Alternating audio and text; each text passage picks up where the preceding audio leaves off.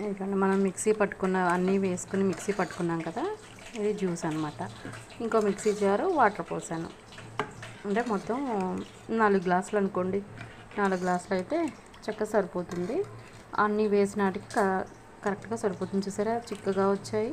ఇప్పుడు మనం తాలింపు పోపు పెట్టుకొని దాంట్లో పోసేసుకుంటే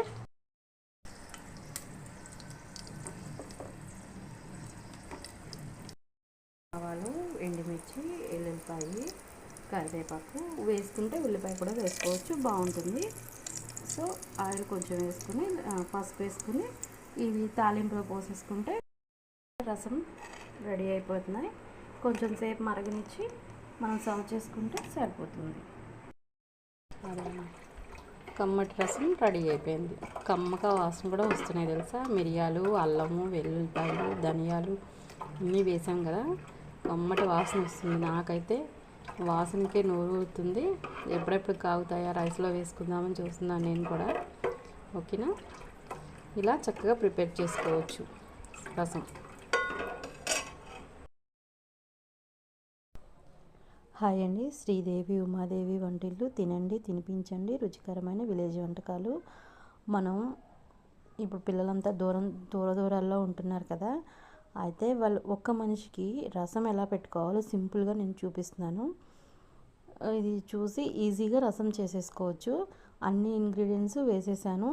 ఎట్లాగో ఒకసారి చూడండి ఏమేమి వేసాను. ఒక మనిషికి పెట్టుకోవడానికి బాగుంటుంది. మగపిల్లలైనా ఆడపిల్లలైనా చక్కగా చాలా టేస్ట్గా వస్తాయి. సో ఏమేమి వేసానో చూపిస్తాను చూడండి. 2 టమాటాలు, 2 రెబ్బలు చింతపండు.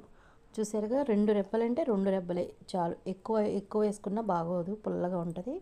2 రెబ్బలు. అదిగో చూసారా, 2 రెబ్బలు చింతపండు, 4 గర్భాలు వెల్లుల్లిపాయలు, ఒక స్పూను ధనియాలు, 1 స్పూను పచ్చిశనగపప్పు, 1 స్పూను జీలకర్ర, ఒక 10 గింజలు మిరియాలు. ఇవన్నీ కొంచెం 4 ఎండుమిర్చి వేసి తగినంత ఉప్పు, 1 స్పూను ఉప్పు వేసి మిక్సీ పట్టేసుకొని మెత్తగా పేస్ట్ లాగా పట్టేసుకొని పక్కన పెట్టుకుని మనం తాలింపు వేసేసుకుంటే, అంత నూనె వేసేసి కరివేపాకు, ఆవాలు, జీలకర్ర, 2 వెల్లుల్లిపాయ గర్భాలు తాలింపు వేసేసుకుని, తాలింపులో ఈ మిక్సీ పట్టుకున్న జ్యూస్ ఉంది కదా, అది దాంట్లో పోసేసి మళ్ళీ సేమ్ ఎంత 1 గ్లాస్ అనమాట, 1 గ్లాస్ వాటర్ పోసేసి కాస్త మరగనిచ్చేస్తే సరిపోతుంది. మరగనిచ్చి సర్వ్ చేసుకుని